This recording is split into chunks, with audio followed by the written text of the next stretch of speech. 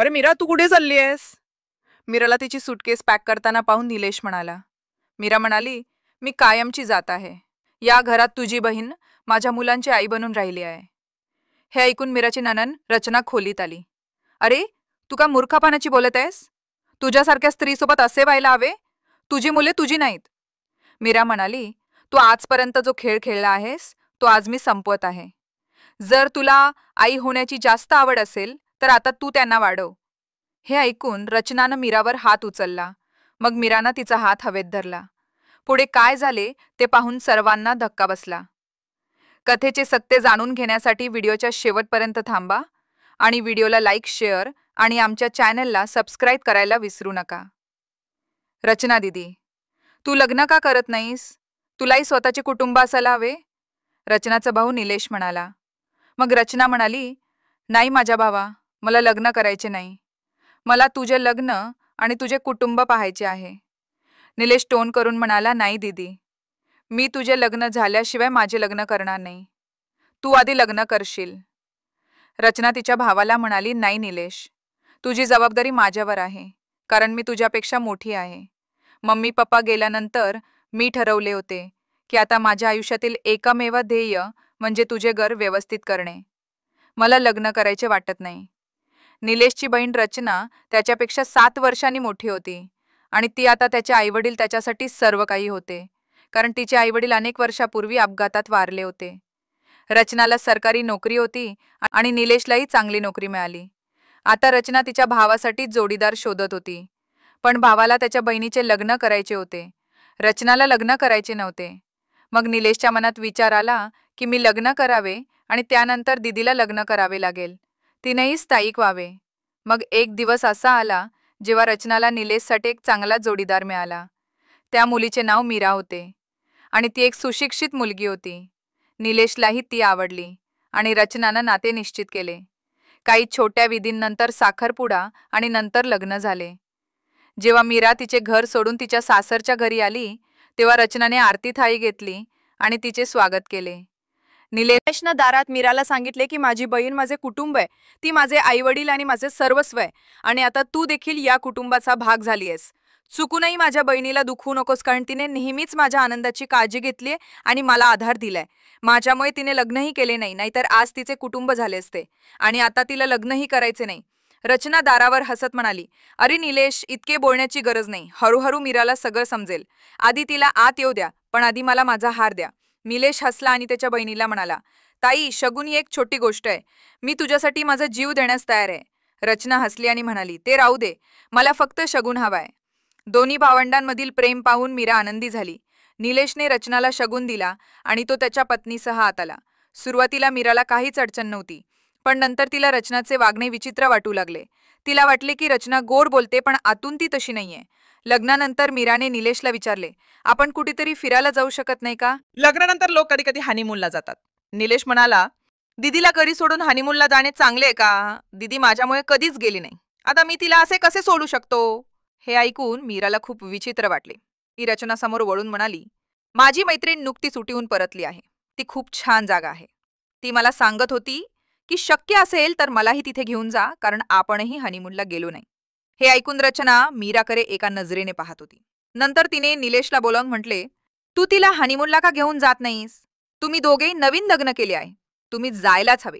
हे कर निलेश, मी तुमच्या दोघांसाठी तिकिटे बुक करते. तू मीराला उटीला घेऊन जा, कारण तिला उटीला जायचे आहे. निलेश त्याच्या बहिणीला म्हणाला, नाही दीदी, मग जर तू इथे घरी एकटी राहिलीस तर तुमची काळजी कोण घेईल? रचना हसली आणि म्हणाली, तू वेडायस का? तू माझ्यासाठी तुझा हनीमून का खराब करत आहेस? ही संधी पुन्हा पुन्हा येत नाही. जर तू ती आता सोडली नाही तर तुझी बायको तुला तुझ्या आयुष्याबद्दल टोमणे मारेल. काय करावे? रचना जोरात हसायला लागली आणि मीराही हसत होती. शेवटी निलेशना होकार द्यावा लागला. मीरा खूप आनंदी होती आणि तिच्या घरी सर्वांना फोन करून सांगत होती की ती हनीमूनलाही जात आहे. ती खूप आनंदी होती आणि उटीमध्ये घालण्यासाठी वेगवेगळ्या प्रकारचे कपडे घेत होती. जवळजवळ सर्व पॅकिंग झाले होते आणि त्यांना सकाळी निघावे लागले. सकाळी मीरा उठली आणि रचनासाठी नाश्ता बनवला आणि तिच्यासाठी टिफिनही पॅक केला. मग अचानक रचना बेशुद्ध पडली. हे पाहून निलेश घाबरला. मीरा तिला पुन्हा शुद्धीवर आणण्याचा प्रयत्न करत होती आणि तिच्या चेहऱ्यावर वारंवार पाणी शिंपडत राहिली.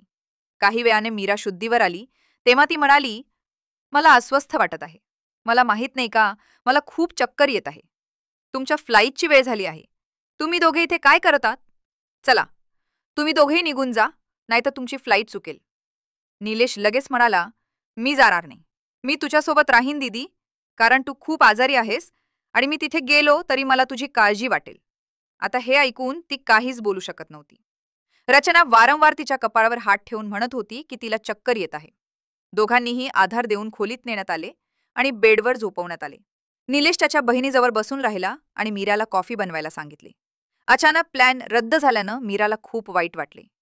ती विचार करू लागली की ती खरोखरच आजारी आहे की मी तिच्याबद्दल चुकीचे विचार करत आहे. हा विचार झटकून ती कॉफी बनवू लागली. दुसरीकडे रचना बेडवर झोपली होती आणि आज ऑफिसला गेली नव्हती. मीरा ही दुःखी होती. ती तिच्या खोलीत जाऊन बसली. मग निलेश म्हणाला की मीरा, आपण दीदीला अशा स्थितीत कसे सोडू शकतो? तिथे गेल्यानंतर तुला बरे वाटले असते का? निलेशचे ऐकून मीरा गप्प राहिली. नंतर मीराला रचनाची काळजी घेण्यास सांगितल्यानंतर तो काही कामासाठी बाहेर गेला. मीराला नंतर दिसले की रचना तिच्या खोलीत फोनवर आरामात बोलत होती. ती फोनवर कोणाला तरी सांगत होती की नाही, मला आज ऑफिसला यायचे वाटत नव्हते. मीराला शंका येऊ लागली की रचनाने नाटक केले आहे. पण ती असे का करत आहे? मीराला हे समजत नव्हते, कारण रचनाने स्वतः तिकिटे बुक केली होती. दिवस गेले आणि हळूहळू मीराला समजले की निलेश घरी आल्यानंतर रचना प्रत्येक छोट्या छोट्या गोष्टीवर निलेशला बोलावते आणि विशेषतः जेव्हा मीरा आणि निलेश खोलीत बोलत असतात तेव्हा रचनाला निलेश तिच्या भोवती हवा असतो. रचनाला घरातील प्रत्येक काम तिला विचारून करावे असं वाटत होते आणि निलेशलाही मीराला एकदा असेच करायचे होते. संध्याकाळी ती घराला क्लूप लावून बाजारात गेली आणि त्या दिवशी रचना ऑफिसमधून लवकर घरी आली. घराला क्लूप लावलेले पाहून तिने मीराला फोन केला आणि म्हणाली की तुला किती वेळा सांगितले आहे की मला न विचारता काहीही करू नको. जर तू जाणार होतीस तर मला फोन का केला नाहीस? तिच्या नणंदेचा राग ऐकून मीरा घरी आली आणि म्हणाली, दीदी, तू परत येणार होतीस म्हणून मी निघून गेले आणि परत येत होते. मला माहीत नव्हते की तू आज लवकर येशील. त्या दिवशी रचनाचा चेहरा रागाने भरला होता. तेवढ्यात निलेशही घरी आला. रचनाचे भाव निलेशला पाहताच लगेच बदलले आणि ती मीराशी प्रेमाने बोलू लागली. मीराने मला विचारले की तू बाहेर गेलीस तर तुला काय त्रास झाला? अरे, मी फक्त हे बोलले आणि तू रागावलीस. निलेशला याबद्दल खूप वाईट वाटले आणि तो मीराला एकांतात म्हणाला, मीरा, तू दीदीला स्वतःची मानत नाहीस का? अरे, तिने काही सांगितले तर काय? मग जर तू दार बंद करून गेलीस तर मागून येणाऱ्या व्यक्तीला वाईट वाटेल, बरोबर? मीरा रचना कशी खेळ खेळत होती ते पाहत राहिली की निलेश येण्याआधी तिची नणंद तिला खूप शिव्या देत होती आणि ती तिच्या भावासमोर त्याच्या बायकोला वाईट दाखवत होती. एके दिवशी तू टिफिन घेत नाही आणि निलेश कधी कधी बाहेर जेवतो, पण मला कोणी सांगत नाही, मी घरी जेवण बनवते. रचना मीराकडे पाहत म्हणाली, माझ्याशी वाद घालण्याची गरज नाही, मला शिकवू नको. मला घर कसे चालवायचं हे देखील माहीत आहे. मी एकटीच घराची जबाबदारी घेते. जेवण वाया जात असल्याचे मला दिसत आहे. शेवटी ते माझे कष्टाचे पैसे आहेत. हे ऐकून मीरा खूप रागावली, पण ती काहीही बोलू शकली नाही, कारण तिला माहीत होते की जर निलेशला कळले तर तो तिच्यावर रागावेल. या रोजच्या बोलण्यापासून वाचण्यासाठी मीरा निलेशला म्हणाली की तू दीदीला लग्न करायला का सांगत नाहीस? तिनंही लग्न करायला हवे, बरोबर? आणि हे करणं तुझे कर्तव्य आहे. निलेश म्हणाला की तिला लग्न करायचे नाही. मी तिला खूप वेळा समजावले आहे. मग मीरा म्हणाली की नाही, आता पुढे बघ. दीदी माझ्या बोलण्याकडे दुर्लक्ष करणार नाही. तू एकदा बोलायला सुरुवात कर. मग एके दिवशी दोघे रचनाशी बोलू लागले आणि रचना हसली आणि म्हणाली, अरे भाऊ, मला लग्न करायचे नाही आणि हे माझे कुटुंब आहे. शेवटी तुम्ही दोघंही माझ्या कुटुंबात आहात आणि जर तुम्ही मला माझ्या भाच्याला लवकर दाखवले तर कुटुंबाचा आनंद वाढेल. दोघेही खूप समजावून सांगत राहिले, पण रचनाने त्यांचे ऐकले नाही आणि म्हणाली, तुम्ही दोघेही मला घराबाहेर काढू इच्छिता का? हे ऐकून निलेश गप्प राहिला आणि मग दोघांनीही पुढे काहीही सांगितले नाही. वेळ निघून गेला आणि मीराला मुलगा झाला. घरात खूप आनंद होता, पण रचना जे म्हणत होती ते घडत होती. रचनाने तिच्या इच्छेनुसार मुलाचे नावही ठेवू दिले नाही. याने मीरा खूप रागावली. रचनाने स्पष्टपणे सांगितले की भाच्याला नाव देणारी आत्या आहे. निलेशनेही मीराला तेच सांगितले आणि मीराला गप्प राहावे लागले. घरात एक कार्यक्रम होता आणि काय शिजवायचे हे देखील रचनाने ठरवले होते. मीराला वाईट वाटत होते की तिला कोणी विचारत नव्हते किंवा कोणी तिला काही सांगत नव्हते. मीरा काय घालणार हे देखील रचनाने ठरवले होते आणि ती म्हणाली की आमच्या घरात असेच घडते. हळूहळू मूल मोठे होऊ लागले, पण तो रडताच रचना त्याला घेण्यासाठी धावत असे. रात्री देखील ती त्याला तिच्या खोलीत घेऊन जायची आणि म्हणायची, अरे मलाही त्याच्यासोबत वेळ घालवू दे. मी दिवसभर ऑफिसमध्ये असते, म्हणून तुम्ही दोघेही शांत झोपू शकता. मीराला खूप वाईट वाटायचे, पण निलेश म्हणायचा की अरे, तिला तिच्या भाच्यावरही प्रेम करू दे आणि मग तुला दिवसभर त्याची काळजी घ्यावी लागेल. तू दिवसभर त्याची काळजी घेते. जर तू दिवसभर त्याची काळजी घेतेस तर तू रात्रीही शांत झोपू शकते. हळूहळू मीराचा मुलगा रचनाची सवय लावेल. आता जेव्हा रचना सकाळी ऑफिसला जायची तेव्हा तो खूप मोठ्याने रडायचा. रचना संध्याकाळी यायची आणि त्याला तिच्यासोबत ठेवायची. जेव्हा मीरा म्हणायची की दीदी, तू नुकतीच आली आहेस, तू सोड, मी त्याची काळजी घेईन, तेव्हा रचना म्हणायची, अरे मलाही माझ्या भाच्यासोबत वेळ घालवू दे. तुला माहीत नाही, मी माझ्या धाकट्या भावाला वाढवले आहे. मीरा रचनाच्या चेहऱ्याकडे पाहत राहायची. रचना भाच्यासाठी जेवण आणि पेय आणत असे, जेणेकरून मुलगा तिच्या भोवती फिरत असे. जेव्हा ते मूल रचनाच्या खोलीकडे धावत असे तेव्हा मीराला खूप वाईट वाटायचे आणि रचनाला पाहताच तो जोरजोरात रडू लागायचा. ती एक आई होती आणि ती खूप वाईट काळातून जात होती. ती तिच्या मुलाला आपल्याकडे ओढण्याचा प्रयत्नही करत होती, पण रचना खूप हुशार होती. ती नेहमी म्हणायची की मी त्याला निलेशसारखे बनवेन. तुला दिसेल की मी त्याला निलेशला जे संस्कार दिले आहेत तेच संस्कार देईन, रचना हे वारंवार सांगायची. तेव्हा मीराला खूप वाईट वाटायचे आणि ती निलेशकडेही तक्रार करायची. पण हे ऐकून निलेश रागावायचा आणि म्हणायचा की तुला रचनाचा हेवा वाटू लागला आहे. अरे मूल तुझे आहे, ती त्याला हिसकावून घेत आहे का? हळूहळू वेळ निघून गेली आणि मूल त्याच्या आत्याकडे राहू लागले. जेव्हा त्याची शाळेत जाण्याची वेळ आली तेव्हा रचना शाळा ठरवू लागली, जी मीराला आवडली नाही. तिने निलेशला सांगितले की मी माझ्या मुलांसाठी शाळा स्वतः ठरवेन. हे करणारी ती कोण आहे? निलेश म्हणाला की तुम्हा दोघांनाही एकच पर्याय का नाही? ती जी शाळा निवडत आहे ती नंबर 1 शाळा आहे, पण तुला नेहमीच जाणून बुजून दीदीच्या विरुद्ध जावे लागते. नवऱ्याचे बोलणे ऐकून मीरा रागावली. ती मोठ्याने ओरडली, मी त्याची आई आहे, मग मला निर्णय का घेऊ दिला जात नाही? तुझी बहीण सगळं ठरवू लागते. या घरात माझा काही दर्जा नाही का? मी फक्त मुलाला जन्म देण्यासाठी या घरात आले होते का? हे ऐकून निलेशने तिच्या गालावर थाप मारली आणि दोघांचे आवाज ऐकून रचना तिथे गेली. हे सर्व पाहून ती म्हणाली, भाऊ, तुम्ही दोघे माझ्यामुळे आपसात का भांडत आहात? मीरा, तू तुझ्या मुलाची शाळा ठरव. आतापासून मी हस्तक्षेप करणार नाही. मी माझ्या भावासाठी माझे आयुष्य समर्पित केले आहे. मला कसे कळेल की हे माझ्यासोबत होईल? मी निलेशला माझा मुलगा मानते, पण आता मी तुम्हा दोघांमध्ये काट्यासारखी आहे असे दिसते. रचना रडू लागली आणि हे पाहून निलेश मीराकडे रागाने पाहू लागला. मीरा, आज तुझ्यामुळे दीदीचे मन खूप दुखावले आहे. अरे, तिने मला कसे वाढवले हे तुला कसे समजेल? तिचा फक्त माझ्यावरच नाही तर माझ्या मुलावरही हक्क आहे. जर तू यात आलीस तर सावध राहा. मीराचे मन हेलावून गेले जेव्हा तिने ऐकले की तिचे स्थान तिच्याकडून हिसकावून घेतले गेले आहे, आणि तेही जबरदस्तीने.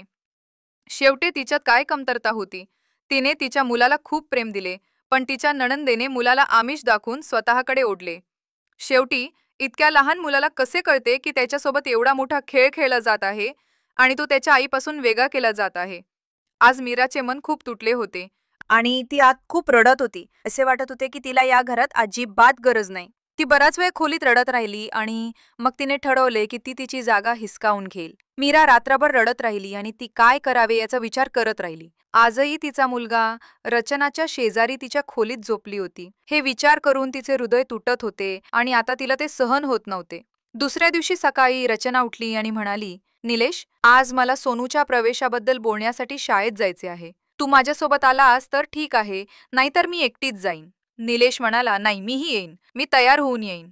निलेश वर्तमानपत्र बाजूला ठेवून खोलीत गेला आणि आश्चर्यचकित झाला. मीरा सुटकेसमध्ये कपडे भरत होती. मग निलेशने पाहिले आणि म्हणाला, अरे मीरा, तू कुठे जात आहेस? तर मीरा म्हणाली, मी कायमची जात आहे. माझ्या मुलाची आई तुझी बहीण झाली आहे.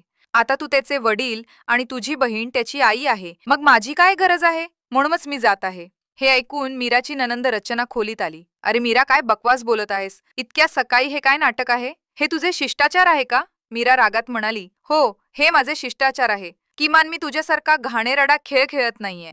जो आजपर्यंत तू माझ्यासोबत खेळला आहेस, आज मी ते संपत आहे. तुला आई व्हायचे जास्त आवडते ना? आता तू त्याला वाढव. मी जात आहे. तुम्हाला घरात मूल जन्माला घालण्यासाठी कोणीतरी हवे होते, म्हणूनच या घरात मला महत्त्व दिले जात नाही, कारण तुम्हाला आधीच एक मूल झाले आहे. आता तुझे जग त्याच्याभोवती फिरते आणि तुम्ही लोकांनी माझे मूल माझ्यापासून हिसकावून घेतले आहे. हे ऐकून रचना संतापली आणि म्हणाली, मला दोष देण्याची गरज नाही. अरे तो माझा भाचा आहे, त्याला प्रेम करणे माझा हक्क आहे. तुला इतके मत्सर का आहे? निलेशही रागाने म्हणाला, अरे तुला शाळेत जाण्याची सवय आहे का की तू प्रवेशाबद्दल बोलशील? मग दीदी जात असेल तर काय प्रॉब्लेम? मीरा निलेशकडे पाहत म्हणाली, दररोज रात्री तुझी बहीण माझ्या मुलाला उचलून तिच्या खोलीत घेऊन जाते, मग तू काहीही बोलत नाहीस. माझा मुलगा 3 वर्षांचा होणार आहे आणि आजपर्यंत तुझ्या बहिणीने त्याला माझ्या खोलीत झोपू दिले नाही. अरे मी त्याला जन्म दिलाय की तुझ्या बहिणीने? हे ऐकून रचनाला राग आला आणि तिने मीरावर हात उचलला. मग मीराने तिचा हात हवेत धरला. सावधान निलेश, तुला तुझ्या बहिणीचे रंग कधीच कळत नाहीत. ती पूर्ण सरड्यासारखी रंग बदलत आहे. तुला तिचे किती रंग आहेत हेही माहित नाही. ती तुला आणि मला कधीच एकटे बोलू देत नाही. जर आपल्याला कुठेतरी एकत्र राहायचे असेल तर ती आपल्यासोबत जाते किंवा घरी कामं बोलून थांबवते. तू आणि मी एकत्र चित्रपटही पाहिला नाही. तुला आठवतंय ना, एकदा जेव्हा आपण चित्रपट पाहायला जात होतो तेव्हा तुझी बहीण बाथरूममध्ये कशी पडली? तू तिला पडताना पाहिलेस का? नाही, पण तिने तिचा घोटा मोचल्याचे नाटक केले. आम्ही हनीमूनसाठी गेलो तेव्हाही असेच घडले. आणि तू ऑफिसला गेल्यानंतर तिचे वागणे माझ्याशी वेगळे आणि तुझ्यासमोर वेगळे असते. पण तुला कधीच समजले नाही. मी खूप वेळा समजावून सांगितले की आता मी जाते, ती तुझ्या मुलाला वाढवेल जशी तिने तुला वाढवले. आज मीराने इतक्या रागात हे सर्व सांगितले. हे पाहून निलेश स्तब्ध झाला. मीरा टॅक्सी घेऊन तिच्या घरी गेली आणि भाऊ आणि बहीण दोघेही पाहत राहिले. आता निलेश हळूहळू प्रत्येक गोष्टीचा विचार करत होता आणि त्याचे लक्षही याकडे गेले. त्या रचनाने त्याच्या बायकोला जाण्यापासून रोखण्याचा प्रयत्न केला नाही. तेवढ्यात त्याचा झोपलेला मुलगा जागा झाला आणि आला आणि मम्मीला मम्मी म्हणू लागला. पण मम्मी घरी नव्हती.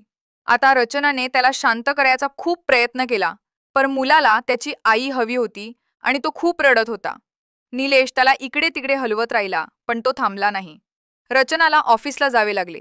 ती ऑफिसला गेली, पण मुलगा त्याच्या आईसाठी वारंवार रडत राहिला आणि निलेश दिवसभर त्याला धीर देत राहिला. पण खूप रडल्यामुळे मुलाला ताप आला. संध्याकाळी रचना आली तेव्हा त्याने त्याच्या आत्याशी व्यवस्थित वागले नाही. उलट तो त्याच्या वडिलांना मिठी मारत राहिला. आता रचनाला माहीत होते की मूल त्याच्या आईचेच असेल. निलेश त्याला रचनाकडे सोडून स्वयंपाकघरात गेला. मग रचना त्याला शांत करू लागली. पण जेव्हा तो रडणे थांबवत नव्हता तेव्हा रचनाने त्याच्या गालावर थाप मारली आणि म्हणाली, हे माझ्या खर्चाचे परिणाम आहेत. तू तुझ्या आईसारखं निघशील असे मला वाटलेही नव्हते. रचनाने दुसऱ्यांदा त्याला मारण्यासाठी हात वर केला तेव्हा निलेशने तिचा हात पकडला. आता त्याला मीराने सांगितलेली प्रत्येक गोष्ट आठवत होती की मीराने खरोखरच म्हटले होते की तिची बहीण सरड्यापेक्षा कमी नाही. ती तिच्या मुलाची काळजी घेणार नाही. तो लगेच घराबाहेर पडला आणि मीराच्या घरी पोचला. तो गेला आणि मीराची माफी मागत म्हणाला, मीरा, मला सत्य कळले. आणि मग त्याने मीराला रचनाने हात वर केल्याबद्दल सांगितले आणि रडत रडत म्हणाला की मी माझ्या बहिणीला देवी मानायचो. ती माझी आई होती, पण मला कधीच वाटले नव्हते की ती माझ्या कुटुंबाला माझ्यापासून दूर करेल आणि तुझ्याशी असे वागेल. मीरा तिच्या मुलाला मिठी मारून शांत करण्याचा प्रयत्न करत होती. दोघेही त्याला डॉक्टरकडे घेऊन गेले आणि त्याच्यासाठी औषधे आणली. तो मीरासोबत परत आला, पण त्याने रचनाला स्पष्टपणे सांगितले की तो घरात राहणार नाही. तू माझी बहीण असल्याचा चुकीचा फायदा घेतला आहेस आणि माझ्या पत्नीला माझ्यापासून हिरावून घेण्याचा प्रयत्न केला आहे. आता सर्व गुपिते उघड झाल्यानंतर रचनाचे तोंड बंद झाले होते आणि ती कपाळावर हात ठेवून शांत बसली होती. निलेश मीरासोबत निघून गेला आणि रचना घरात एकटीच राहिली. तर मित्रांनो, तुम्हाला ही गाणी कशी वाटली कमेंट करून आम्हाला नक्की सांगा. जर तुम्हाला गाणी आवडली असेल तर कृपया व्हिडिओ लाईव्ह शेअर करा आणि चॅनल सबस्क्राईब करा. धन्यवाद.